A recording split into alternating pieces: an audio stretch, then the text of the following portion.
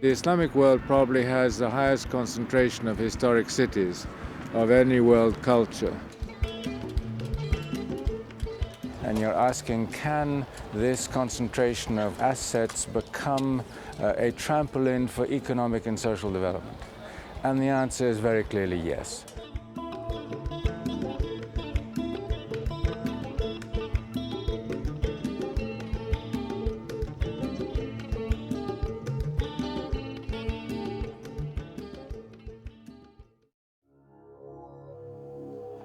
No less than 1/3 of the UN's World Heritage Sites are in the Muslim world. By the 1970s, a yearning to be modern and a chronic lack of resources had combined to imperil Islam's inheritance. As he travelled the Muslim world, His Highness the Aga Khan became more and more concerned that this great cultural legacy was crumbling to dust. With formidable energy and determination, His Highness set out to reverse this trend. From its foundation, the Aga Khan Trust for Culture was designed to use cultural assets as catalysts for positive change. It wasn't mere restoration. It was about revitalizing communities, building their confidence, reinforcing identity, and restoring hope. Old skills are being relearned, ancient villages and historic cities restored, new discoveries made, economically depressed communities revived, music and verse almost forgotten, now on stage again. Muslim heritage preserved for future generations. Stay with us as we travel from the deserts of West Africa to the foothills of the Himalayas to bring you a remarkable story of Muslim revival.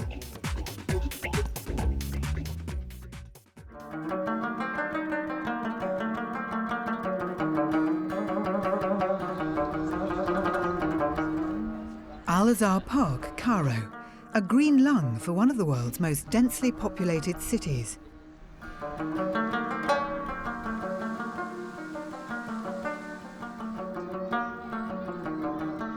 The park is more than just a place of rest and relaxation. Creating it from a rubble dump has spurred a commitment to restoring the treasures of Islamic Cairo in the core of the fabled Fatimid city, while revitalizing a run-down neighborhood. The driving force behind this work is himself a descendant of the Fatimids, His Highness the Aga Khan. Renowned for their tolerance, the Fatimids reigned over an extraordinary flowering of the arts and sciences. Philosophers, physicians, mathematicians and architects flourished under the patronage of Ismaili imams. But the legacy of this golden age had fallen into decay. When His Highness the Aga Khan visited Cairo in the mid-1970s, he was distressed to see the work of his ancestors suffering from what appeared to be a terminal decline. And it wasn't just Fatimid Cairo. Throughout the Muslim world, landmarks of cultural identity were giving way to poor imitations of Western styles. At the time, what worried me was, first of all, the lack of cultural continuity. We carried out a number of surveys. One of them was particularly articulate in what we found, which was that there wasn't one single educator in any school of architecture in the Islamic world who had been educated in the Islamic world. Not one. Other sites were suffering from severe neglect, with historic buildings often seen as a drain on resources. Culture itself was considered a luxury, separate from and secondary to social and economic development. Meanwhile, traditional art and music were being eroded by the forces of globalization.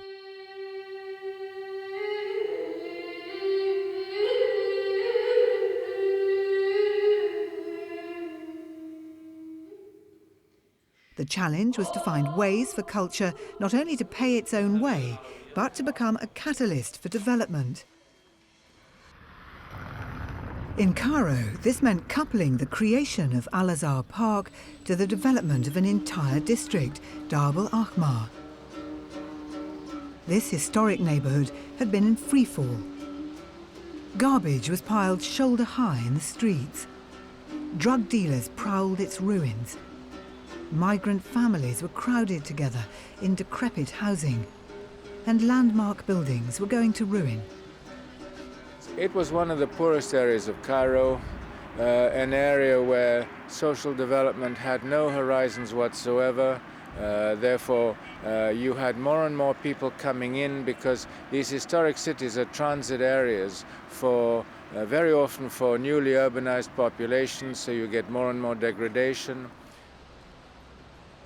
Hundreds of people from Darb al-Ahmar were employed in creating the park.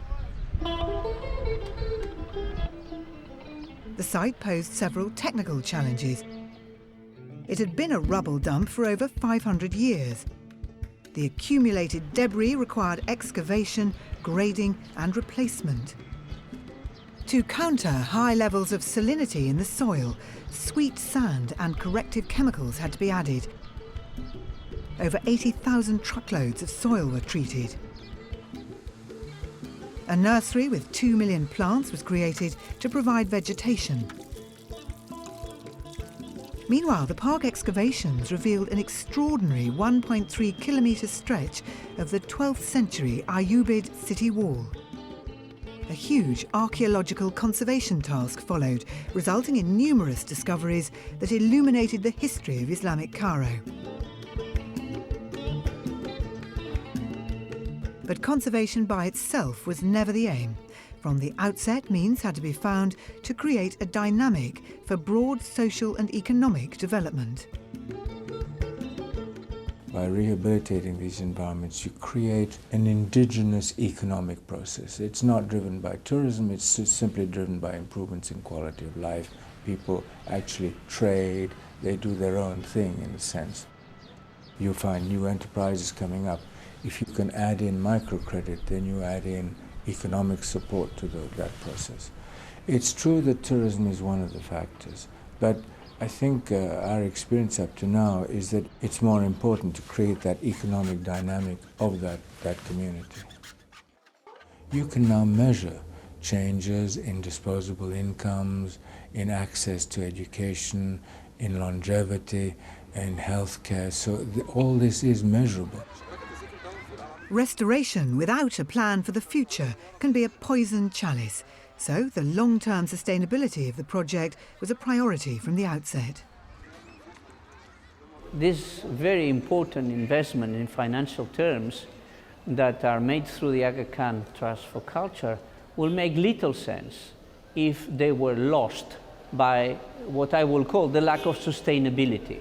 So from the very beginning, when the Trust for Culture decides to enter into a project, is in looking at the real possibilities to make it financially viable.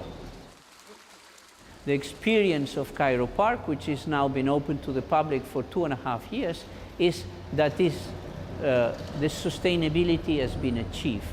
Apart from creating 1,000 new jobs, the park has generated already a surplus of income over expenditure.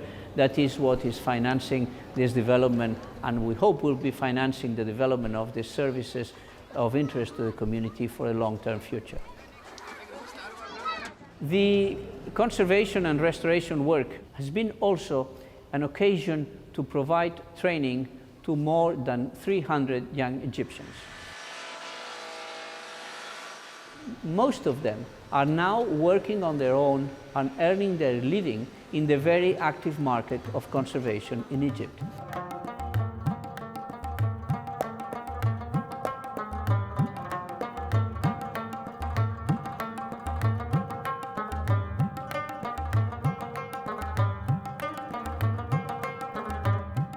Some 14 registered monuments, 6 public buildings and 82 houses have been restored so far. adding new lustre to old Islamic Cairo. We're done with the injection, we're done with the plastering consolidation, and now we are doing like a reinsertion of wooden beams in order to reconstruct the upper part. Al-Azhar Park is a flagship project of the Aga Khan Historic Cities Support Programme. To date, the programme has been involved in some 20 other revitalisation schemes. Sites such as the Great Mosque of Mopti in Mali, one of the largest mud brick buildings in the world.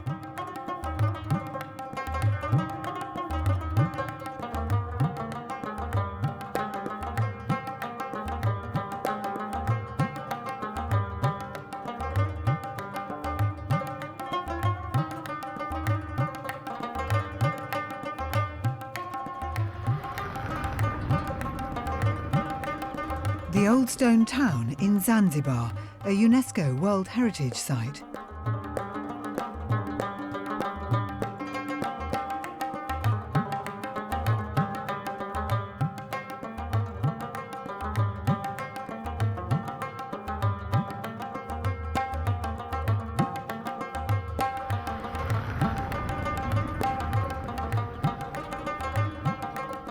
In Afghanistan, the tomb of Babur, the first Mughal emperor.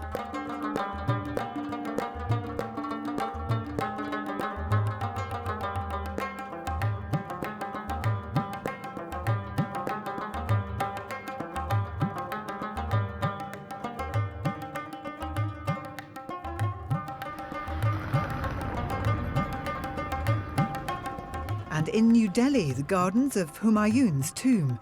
The son of Babur, Humayun, was the second Mughal emperor.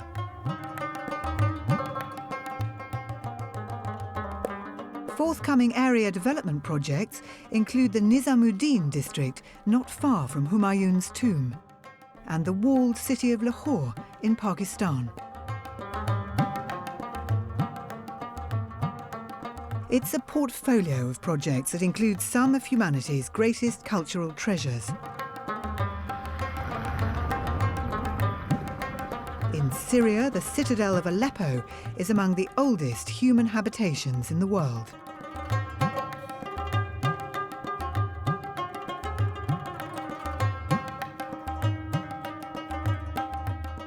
After the excavation, we find many civilizations here on this rock from the mid-2nd millennium BC until Ottoman period.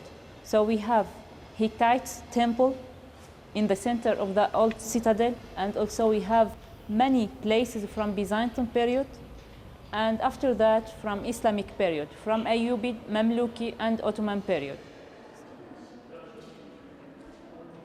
It's like a layers, you know, like a cake's layers from many, many civilizations. The Aga Khan Historic Cities programme has concentrated on the Ayyubid Palace, repairing its structure as well as reviving its outward appearance. It's also worked to make the citadel more attractive to tourists, building amenities such as a viewing platform overlooking the old city.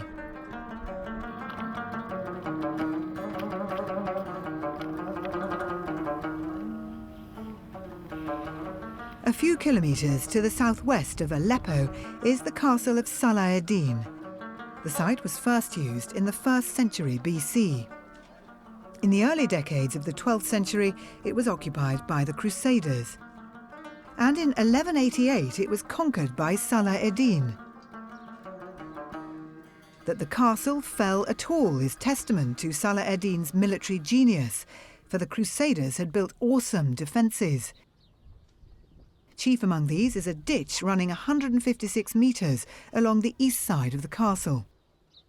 20 metres wide and 28 metres deep, the ditch was hewn from the rock, with a tapering column left behind to support a bridge to the castle entrance. Arab additions to the castle include a mosque and a palace with bathhouses and courtyards. Here, as at Aleppo, the Aga Khan Historic Cities programme has worked to restore the ancient masonry and to improve people's access to this remarkable archaeological treasure.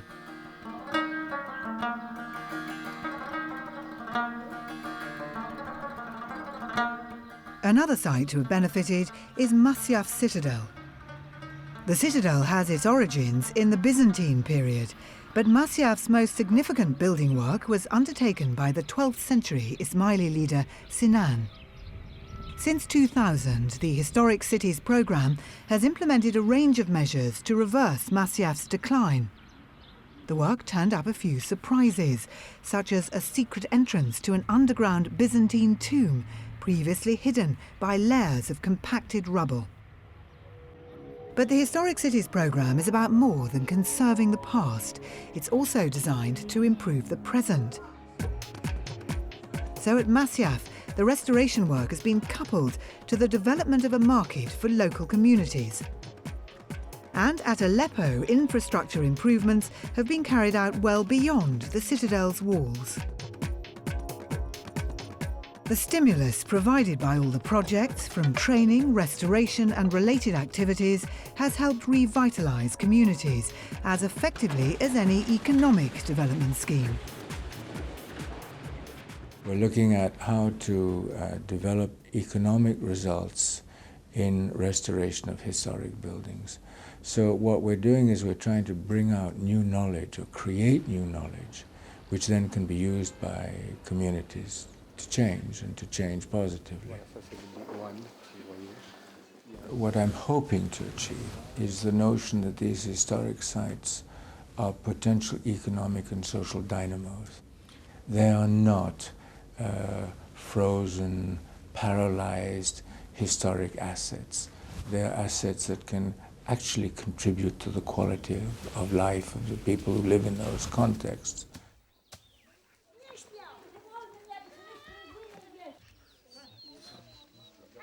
We consider culture as a capital.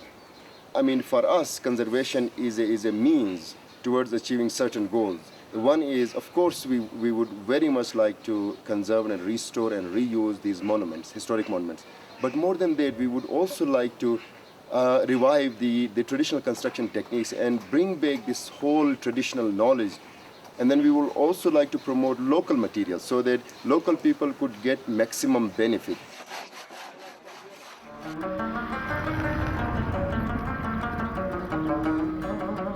In Pakistan's northern areas, the Historic Cities programme has focused on 3 ancient forts: Baltit, Altit and Shigar. Built in the 14th century, Baltit Fort was restored in 1996. It's now a museum and cultural centre. Lower down in the valley is Altit Fort. Altit Fort is currently being restored, a long and painstaking process that provides training and employment for local people. These women have been trained in the restoration of the fort's highly decorated wooden columns. Prince Jamal Khan, a descendant of the fort's original owners, believes his ancestors would have approved.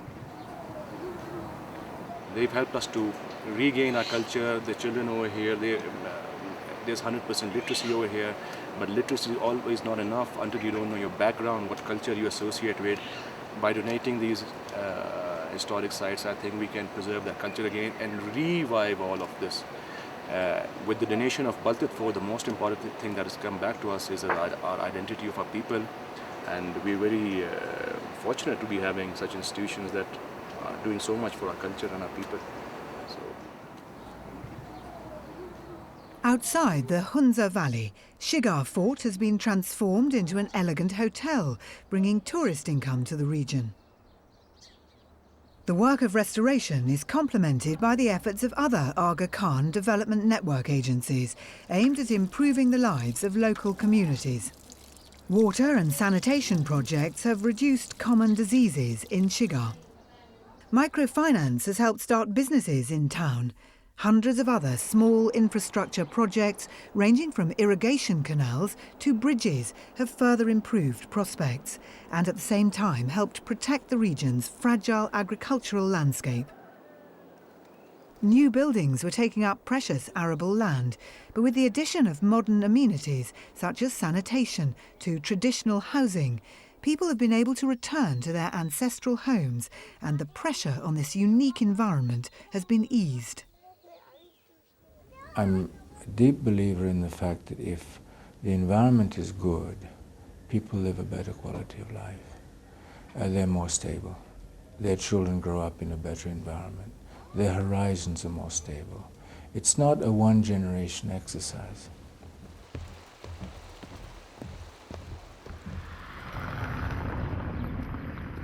Working in war-torn Afghanistan presented new challenges for the programme.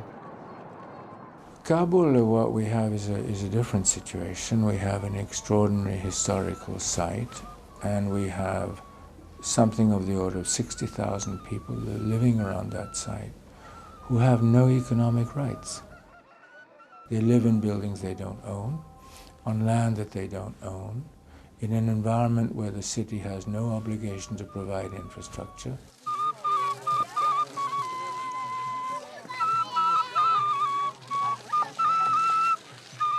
As in Cairo, the Trust's work in Kabul is designed to improve people's well-being through the restoration of an ancient garden, the Bagh-e-Babur.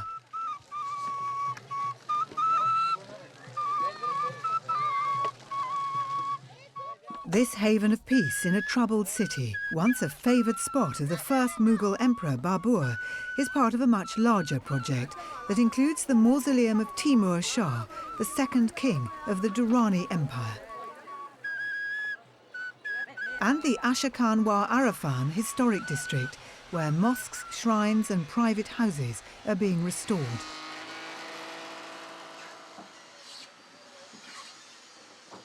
Other projects in Herat province have a similar purpose, to preserve the landmarks of cultural pride while providing an economic stimulus to the surrounding area.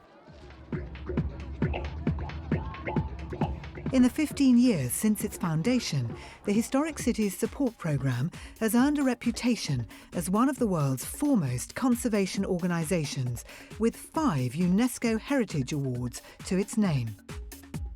The roots of the programme go back to the Aga Khan Award for Architecture, founded by His Highness in 1977. The award was given a broad mission to identify and promote building designs that improve people's well-being. It's now widely regarded as the world's most important architectural prize, in part because the selection process is so rigorous, taking up to 3 years. It's such a prestigious award, and it's in every sense a very discriminating award, so I think it's enormously respected. It's not an easy award to win, and you can see that by looking at the track record of the programme. The 9 winners of this year's award ranged from multi-million-dollar developments such as the University of Technology Petronas in Malaysia to community-friendly projects such as this handmade school building in Rudrapur, Bangladesh. The award also honours excellence in architectural conservation and restoration. What all the winning projects had in common was a concern that the built environment should benefit people. Unless people who are living in this heritage site receive direct and important benefits for living in it today, in 2007, not in 200 years ago, then these people will not be very comfortable preserving the site, because the site has to meet their contemporary needs. The diversity of the winning projects mirrors the diversity of the Islamic world as a whole.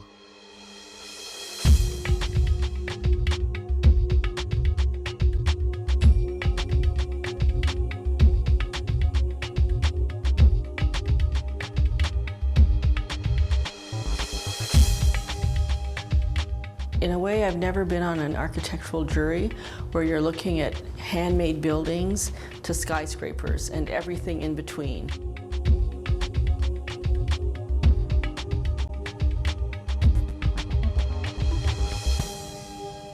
It's a reward for work well done. It's encouragement to continue doing what they do. It's an example of what we think others should be doing.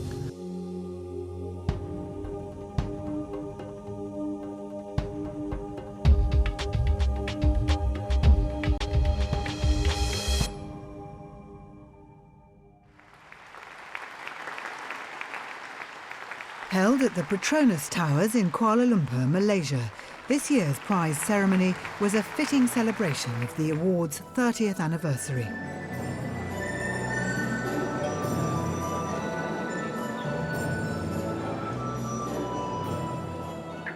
The Award for Architecture and the Historic Cities Support Programme are central pillars of the Aga Khan Trust for Culture.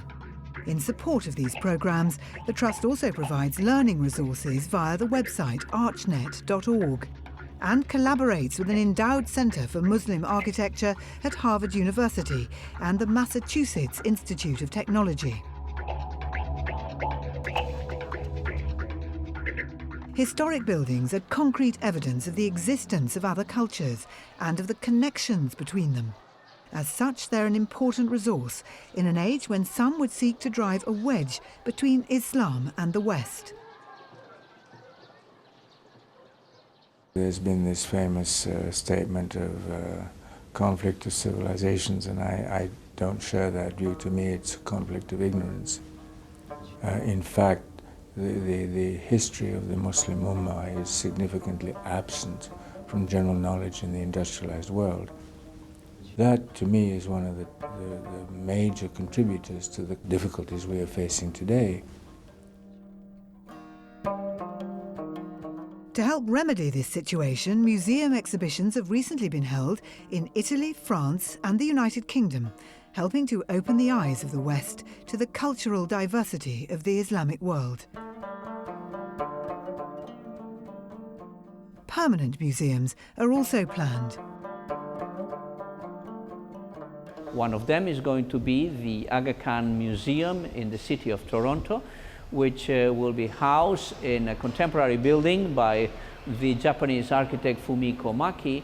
This institution's principal mission will be to diffuse the knowledge of Muslim art and Islamic culture in general in North America. Also, this museum establishment contemplates the creation of a museum of historic Cairo. This museum will be also the point of guidance and departure for visitors, both national and international, that may wish to know better the Islamic city and that may choose to visit the various spaces within the Ayyubid walls, which are going to be presenting museum exhibits. In the meantime, the museum programme is supporting a conservation laboratory in Cairo that is training young Egyptians in the techniques of restoration and preservation. Now in its final stages of preparation, the Indian Ocean Maritime Museum in Zanzibar will provide a view on the Indian, Arab, African and European cultures that left their mark on the island. Museums are not just repositories of culture. Like landmark buildings, they speak of other histories and other influences beyond the ones we might have learned or perceived. They illustrate the pluralistic reality of the world's interconnected cultures. This idea of cultural and social pluralism lies at the heart of His Highness's own philosophy. I think the pluralism of societies is an absolutely critical issue. And if pluralism is not valued, as I think it has to be, we will continue to find situations in the developing world which are going to be very, very bitter indeed, and I'm very worried about that, frankly. Most of the conflicts we've seen in recent decades all have had a component of conflict amongst either religions or tribes or ethnic backgrounds or linguistic backgrounds. People who don't value the fact that they live in pluralist societies. And I don't think people are born into valuing pluralism. I think you educate about pluralism.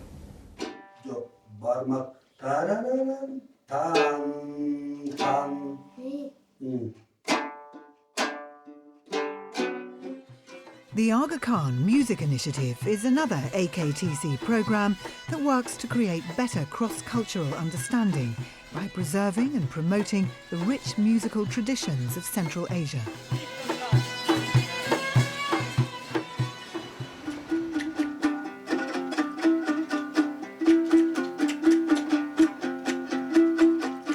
The initiative supports music making at school level.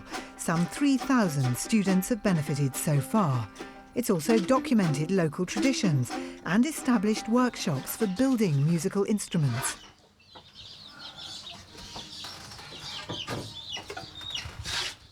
Meanwhile, international tours and CD recordings have taken the music to new audiences, revealing an unknown part of the world through its culture.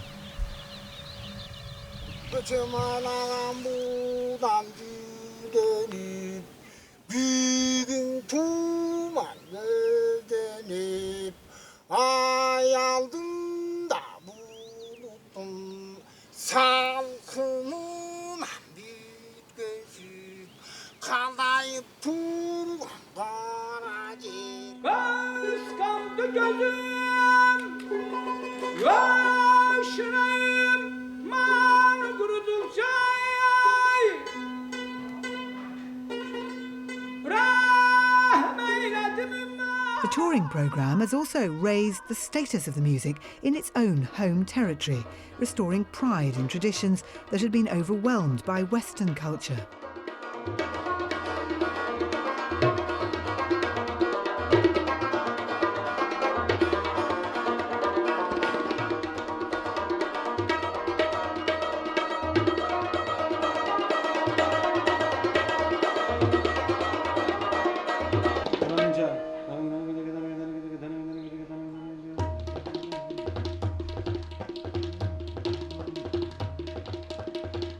The many different activities of the Trust for Culture are all informed by Islam's humanistic tradition of service, charity and knowledge building.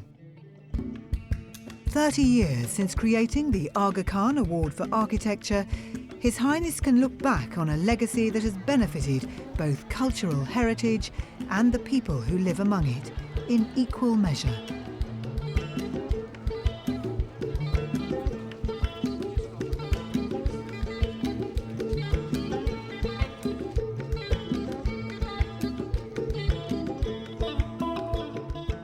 It's part of the ethic of Islam. It's not philanthropy. It's that you have a duty to share what you do not need yourself. If Allah has given you the wherewithal to share, you share. And you don't share on the basis of handouts. The best of giving is what enables people to become independent. That is, you don't give philanthropy on an ongoing basis. If you can give philanthropy, it's to make people capable of managing their own destinies.